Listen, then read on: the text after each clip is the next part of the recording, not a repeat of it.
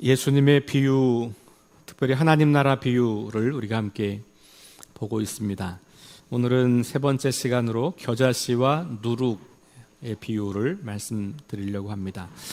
겨자씨와 누룩 비유는 서로 다른 비유처럼 보이지만 한 쌍의 비유로 묶어서 보는 것이 좋습니다. 같은 내용을 강조하고 싶을 때 우리가 좀 반복하잖아요. 그런 것처럼 예수님께서도 겨자씨와 누룩을 두 번 다른 비유지만 사용하시면서 같은 내용을 우리에게 전하고 있다라고 볼 수가 있겠습니다. 그 핵심은 작은 것으로 시작해서 크게 변하는 그런 성장과 변화, 그리고 그 대조. 사실은 과장법이 좀 들어있어요. 그러나 비유를 통해서 과장하고 대조하고 약간 역설적으로 이야기하는 것은 그만큼 분명한 어떤 의도가 있기 때문에 그런 것이죠. 소위 말하는 놀라움과 충격을 주면서 그 의미를 깨닫게 하려고 하는 것입니다. 오늘 첫 번째 겨자씨 비유를 잠시 살펴볼 텐데, 겨자씨는 1월에서 2월 정도에 이스라엘, 특별히 갈릴리 주변에 가면 그냥 온 이 주변이 이 겨자씨로 가득 차다라고 합니다. 나무죠. 나무라기보다는 풀이에요. 제주도에 가시면 유채꽃밭이 쫙 있죠. 색깔도 보니까 노래요. 그러니까 딱 언뜻 보면 유채꽃밭처럼 보이는 거예요. 그러니까 원래 이 겨자씨는 집에다가 심는 게 아니에요. 그냥 갈릴리 주변 어디에나 그냥 이렇게 잘 자라고 있는 그런 식물이죠. 아무리 많이 자라도 2m 이상을 자라지 않아요. 2m까지 자라는 것도 많지 않아요. 그리고 그렇게 자란다고 해서 굵어지거나 큰 가지가 생기는 것도 아니에요. 그냥 우리 뭐 갈대 이런 거 아무리 높이 자라도 그냥 가늘잖아요. 그런 풀이에요. 뭐 그냥 관목류 정도라고 보셔도 될 것 같아요. 그런데 오늘 말씀은 그 겨자씨가 나무가 되어서 가지가 있고 그리고 새들이 깃든다라고 하는 굉장히 과장을 하고 있는 거예요. 그런데 이스라엘 백성들이 이렇게 나무가 커지고 새들이 깃들이고 한다는 이 이야기를 들으면 떠오르는 나무가 있어요. 왜냐하면 오랫동안 이스라엘 백성들은 그런 메시아의 왕국 혹은 하나님 나라 혹은 이 이스라엘의 회복을 꿈꾸면서 우리가 이렇게 큰 나무가 될 거야 라고 하는 꿈을 꾸었었거든요. 여러분 혹시 성경이 있으신 분들은 한번 찾아보시면 좋겠는데요. 에스겔 17장입니다. 에스겔 17장 22절과 23절 말씀을 한번 찾아보시면 좋겠습니다.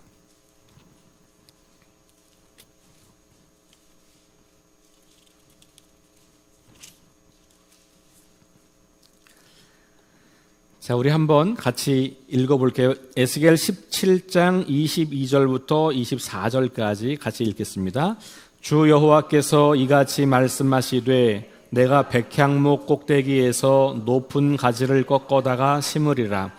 내가 그 높은 새 가지 끝에서 연한 가지를 꺾어 높고 우뚝 솟은 삶에 심되 이스라엘 높은 산에 심으리니 그 가지가 무성하고 열매를 맺어서 아름다운 백향목이 될 것이요 각종 새가 그 아래에 깃들이며 그 가지 그늘에 살리라. 들의 모든 나무가 나 여호와는 높은 나무를 낮추고 낮은 나무를 높이며 푸른 나무를 말리고 마른 나무를 무성하게 하는 줄 알리라. 나 여호와는 말하고 이루느니라 하라. 아멘. 지금 이 말씀은 포로 상태에 있던 이스라엘 백성들이 다시 회복될 거라고 하는 그런 꿈과 환상을 보여주고 있는데, 백향목 나무, 특별히 레바논의 백향목, 그러면 이 성전을 지을 때 솔로몬도 레바논에서부터 백향목을 가지고 와서 아주 튼튼하고 큰 좋은 나무. 그러니까 이 팔레스타인 지역에서 뭐 귀하다, 크다, 뭐 높다, 이런 걸 나무로 상징한다면 당연히 백향목이에요. 그러니까 이스라엘 백성들이 오랫동안 자기들의 회복과 관련되어서 메시아가 도래하면 우리가 어떻게 강대하게 되고 어떻게 높아지고 어떻게 힘이 세게질까라고 할 때 자연스럽게 백향목을 연두에 두는 거예요. 근데 예수님은 전혀 그런 것과는 비교할 수 없이 초라하고 너무 흔하고 연약하고 그런 풀을 가져다가 하나님 나라라고 이야기하는 거예요. 굉장히 놀라운 이야기입니다. 겨자씨는 아주 작은 것, 보잘것없는 것, 연약한 것 이런 걸 말하는 거예요. 우리식으로는 아주 작은 걸 뭐 같다 그래요? 뭐 눈곱 같다, 뭐 이렇게 말하고 티끌 같다 이렇게 말하잖아요. 그런 것처럼 이스라엘에서는 아주 작은 것을 비유할 때 겨자씨를 비유하는 거예요. 그런데 이 겨자씨가 그동안 이스라엘이 꿈꾸었던 그 백향목의 그 번성함처럼 될 수 있다라고 말하는 거니까 이게 잘 안 맞는 거예요. 모순이기도 하고 과장이기도 하고 이런 거예요. 하나님 나라가 그와 같다라고 말하는 것이죠. 그럼 이게 무슨 얘기일까요? 하나님의 나라는 잘 보이지도 않을 만큼 미약하고 연약하고 부족한 그렇게 출발을 하지만 그러나 그 하나님 나라가 완성될 때에는 온 백성들이 와서 그 나라에 머물게 된다. 특별히 마태 공동체 당시에 이 새들이 온다라고 하는 것은 주로 이방인들이 온다는 개념으로 이해를 많이 했어요. 그러니까 예수님, 특별히 갈릴리, 나사렛 출신 그 말은 시골 촌놈이라는 말이에요. 그러니까 예수님은 정말 보잘것없는 시골 출신이에요. 태어난 곳도 마국간이잖아요. 예수님의 탄생 자체는 겨자씨 같은 거예요. 너무 보잘것없고 너무 초라하고 너무 약해 보이고 도무지 거기에서는 뭔가 선한 것이 별로 나올 것 같지 않고 어떤 능력도 별로 보이지 않을 것 같은 그런 연약한 예수님 자신이 그런 분이셨죠. 이스라엘이 그런 나라였어요. 그 당시 가장 약한 나라예요. 지금 수백 년 동안 식민지 지배하에 있는 나라예요. 근데 하나님 나라가 그 예수님의 말씀을 통하여 시작되고 그리고 그 가장 약한 나라 이스라엘에서 시작된다는 거죠. 이게 사람들에게는 별로 주목받지 못하는 일이에요. 아무도 알아차리기도 어려워요. 아주 소수의 사람들만 하나님 나라를 발견하고 있는 그 소수의 사람들에게만 그것이 보이는 거예요. 예수님의 제자들이 2000년 뒤쯤에는 이 지구상에 한 25억 명쯤이 예수 믿는 사람이 될 거야. 그런 생각했을까요? 못했어요. 그냥 자기네 동네 잘하면 자기네 나라 이 정도. 바울이 터키 온 지역과 유럽을 다니면서 복음을 전했을 때 2000년 뒤쯤 되면 지구상의 3분의 1, 4분의 1이 기독교인 될 거야. 그런 생각을 했을까요? 상상도 못했을 거예요. 그냥 한 거야. 1885년에 아펜젤러 언더우드 목사님이 제물포에 도착해서 복음을 전하기 시작했고 1910년에 종교교회에서 우리 이쪽 지역에 교회를 세워서 석교교회가 되고 그리고 하디 목사님이 우리 교회 담임 목사님으로 와서 목회를 시작하실 때 이 교회가 200년 뒤에 100년 뒤에 어떻게 될까 상상을 못했을 거라고요. 그런데 가장 연약한 그 사람들을 향하여서 가장 보잘것없는 그곳에 생명의 말씀, 하나님 나라 복음이 심겨졌을 때 그것이 엄청나게 커져서 많은 사람들이 몰려오고 그 사람들에게 참된 안식과 평안을 주는 그런 그림을 우리가 지금 보고 있잖아요. 지금 우리가 서 있는 이 자리는 누군가에게는 겨자씨와 같은 출발이었다는 거예요. 근데 그분들이 지금과 같은 모습을 상상하지 못했겠지만 이 믿음은 있었던 것이죠. 지금 이 출발은 겨자씨와 같이 보잘것없고 아무것도 아닌 것 같지만 결국 하나님의 나라는 왕성하게 될 것이고 그 하나님의 나라를 통해서 수많은 사람들이 쉼과 회복과 평안과 안식을 누리게 될 것이다 라고 하는 믿음을 가지고 있었던 겁니다. 그러니까 지금처럼 비행기가 있는 시대도 아니고 배가 잘 돼 있는 것도 아니고 그런데도 저 미국 땅에서 20대 젊은 나이에 하나님 나라를 위해서 이곳까지 찾아와서 복음을 전했던 선교사님들이 있었던 거예요.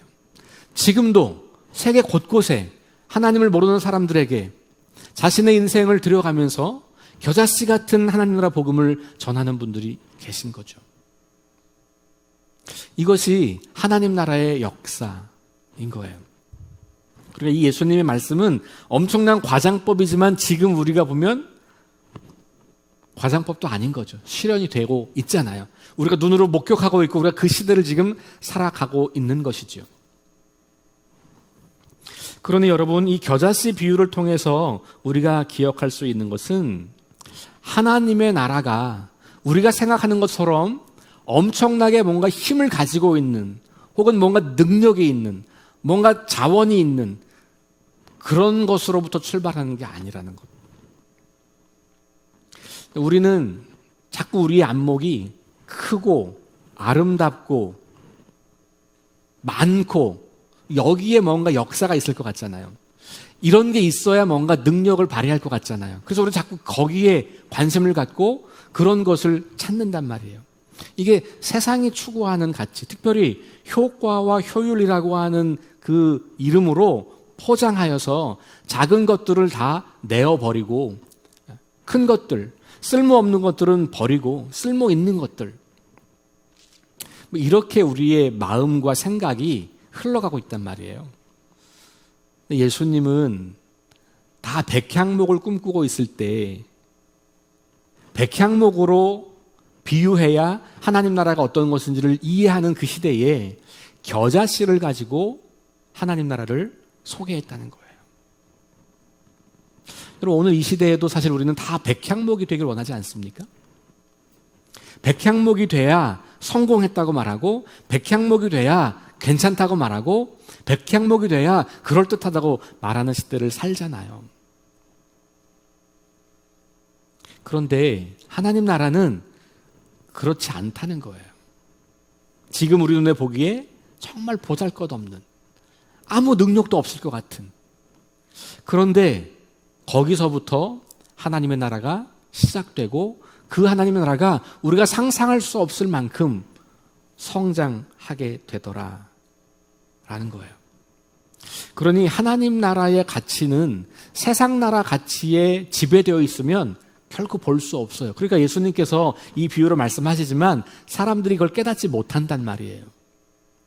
너무 쉬운 비유인데, 일상의 비유인데 세상의 가치에 찌들어 있으면 혹은 그 당시 종교적인 관습에 종교적인 전통에 찌들어 있으면 하나님 나라를 못 봐요. 그러니까 가장 종교적이었던 바리새인들, 서기관들, 이런 사람들이 예수님 말씀하시는 하나님 나라를 발견하지 못해요. 근데 그 당시 하나님 나라가 허락되지 않았다고 여겨졌던 죄인들, 여인들, 과부들, 사회적으로 가장 약하던 사람들, 이 사람들이 하나님 나라를 발견하기 시작합니다. 그리고 그들로부터 하나님 나라가 시작되어서 확장되어서 오늘 여기까지 온 거예요. 그러니까 우리가 하나님 나라의 신비를 어떻게 깨달을 수 있냐? 세상에서 원하고 추구하는 것을 좀 뒤집어야 돼요. 그것대로 하나님 나라가 될 거다라고 하는 건 우리의 착각이에요. 누룩의 이야기는 또 어떻습니까? 여러분, 누룩은 이스라엘 백성들에게는 부정한 거예요. 그래서 레위기에 보면 누룩을 넣지 않은 빵을 만드는 거예요. 무교병. 이 누룩은 부패시킨다고 생각한 거예요. 마치 이렇게 생각했습니다. 이 고대인들에게는 시신이 사람이 죽으면 이제 이 시신이 이렇게 부패가 되면서 몸이 부풀어 오르잖아요. 누룩이 그렇다고 본 거예요. 그러니까 무교절을 앞두고는요, 모든 누룩을 다 없애고 정결하게 합니다. 예수님께서도 바리새인의 누룩을 조심하라 경고해요. 그러니까 성경에서는 누룩은 거의 대부분 부정적인 의미예요. 그러니까 이스라엘 백성들에게, 특별히 종교 지도자들에게 하나님 나라가 누룩과 같다? 이 말은 이거 하늘이 뒤집어질 일이에요. 레위기 정결 법전에 의하면 누룩을 넣은 빵은 부정한 빵이거든요. 아니, 그런데 하나님 나라가 그런 거라는 거예요. 완전히 뒤집히는 거죠. 그래서 예수님은 유대인들, 이 종교 지도자들에게 그렇게 미움을 받은 거예요. 자기들이 그렇게 오랫동안 지켜왔던 전통, 이 성경에 있는 그 이야기들을 예수님이 자꾸 뒤집는 것 같은 느낌을 받는 거예요. 자기들의 입장에서 자기들의 이야기를 해줘야 되는데 자기들이 수천 년 동안 지켜왔던 그 전통과 그 말씀을 자꾸 공격한다고 느끼는 거예요. 말도 안 돼. 어떻게 하나님 나라가 누룩과 같다. 이 누룩은 부정한 것인데. 그 당시에 여성은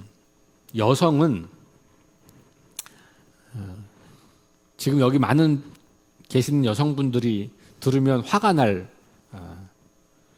이해할 수 없는 시대였어요. 여성은 사람이 아니었어요. 그래서 여성은 혼자서는 구원을 받을 수 없어요. 하나님 나라에 들어갈 수 없어요. 유대인 여성도 하나님 나라에 들어갈 수 없어요. 언제 가능하냐? 아버지와 함께 있거나 아니면 남편이 있거나.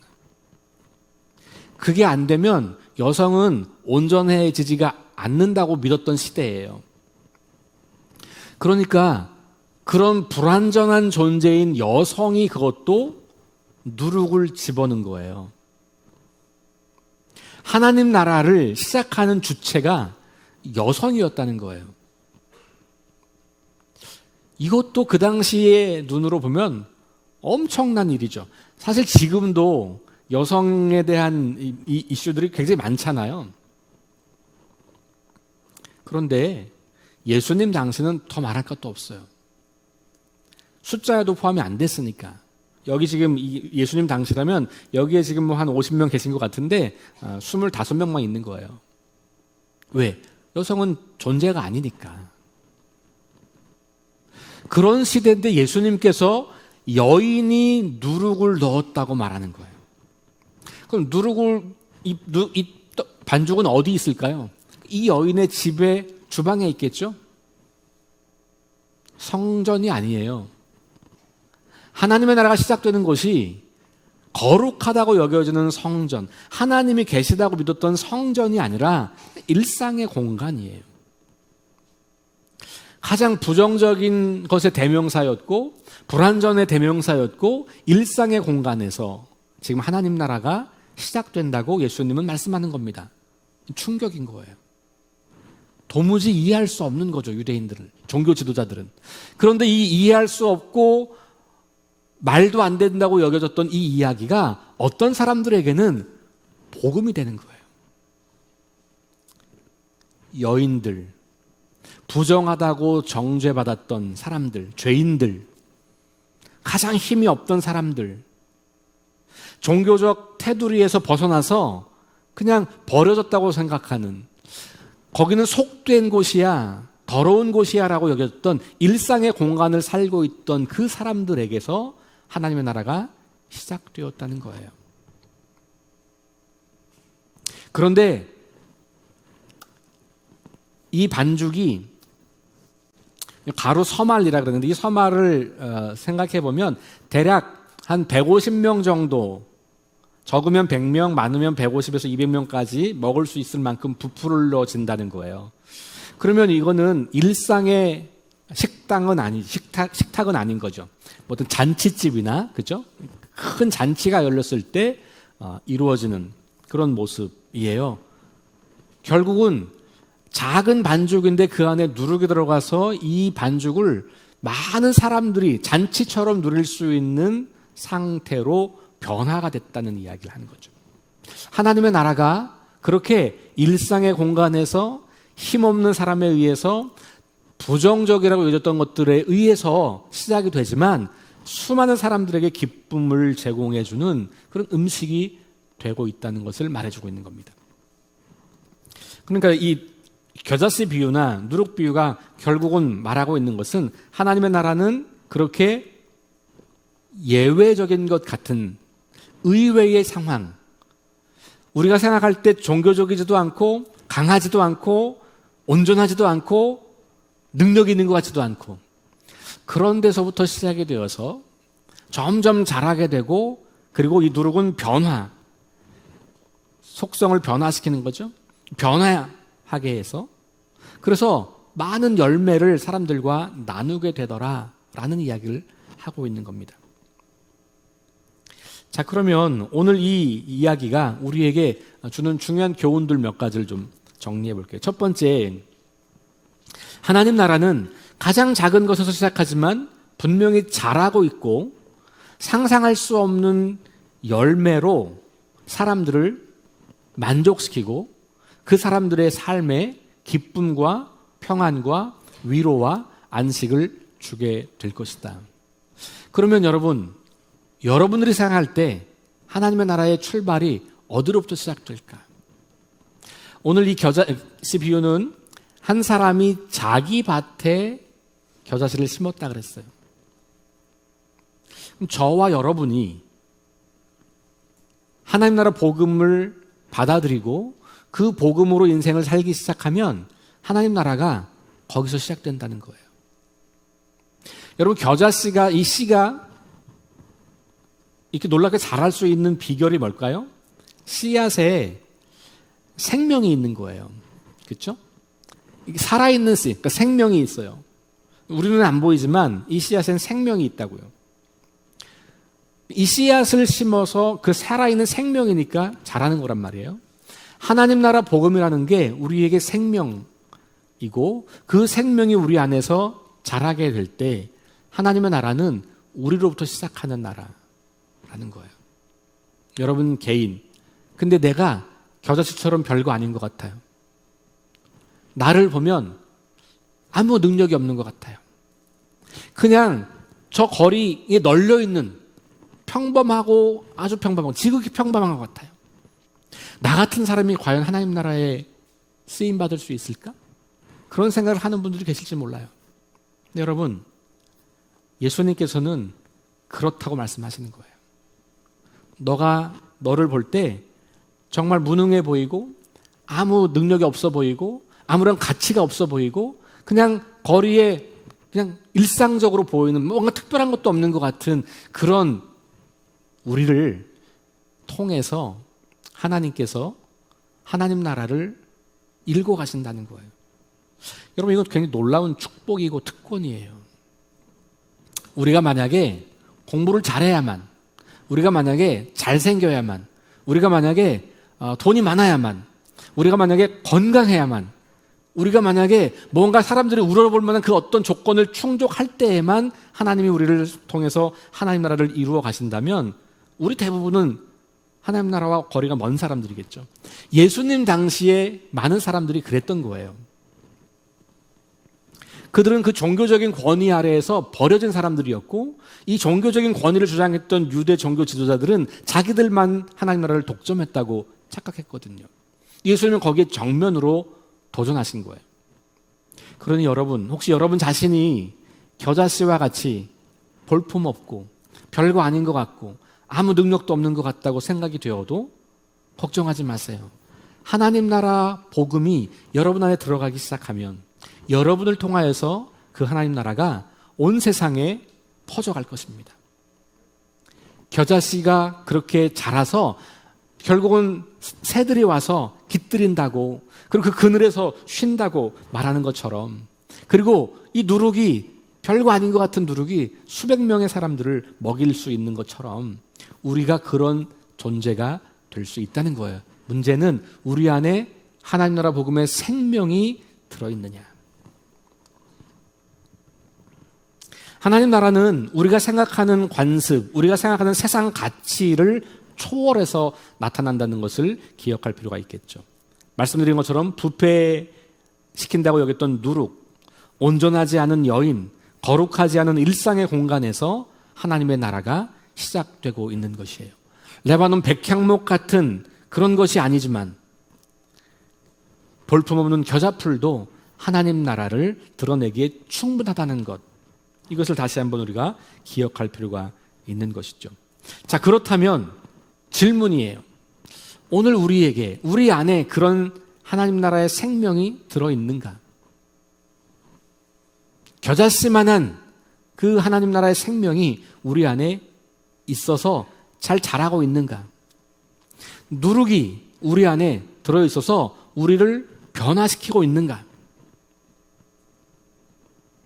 다시 전주로 올라가면 겨자씨가 우리 안에 심겨진 것 같은데 우리가 너무 굳어진 밭이어서 그 겨자씨가 자라지 못하고 사탄에게 빼앗겨 버리는 건 아닌지, 잠깐 그 씨앗을 받은 것 같은데 우리 안에 돌들이 너무 많아서 뿌리를 내리지 못하는 것은 아닌지, 좀 자라는 것 같지만 가시덤불에 막혀서 더 이상 성장을 안 하고 멈추어 있는 건 아닌지, 우리의 밭을 경작하는 첫 번째 비유 다시 돌아볼 필요가 있는 것이지요.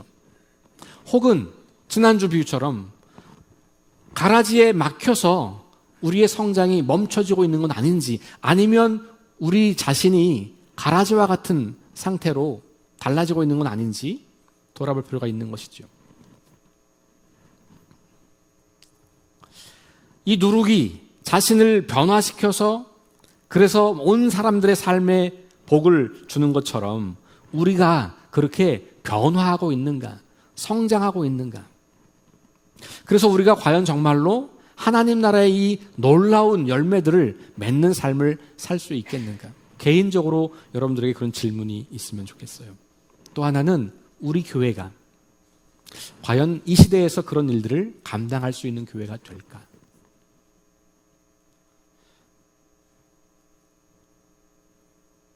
교회는 건물이 아니고 목사가 아니에요. 여러분이 교회예요. 사실 이 두 가지는 다른 질문 같지만 같은 질문이에요.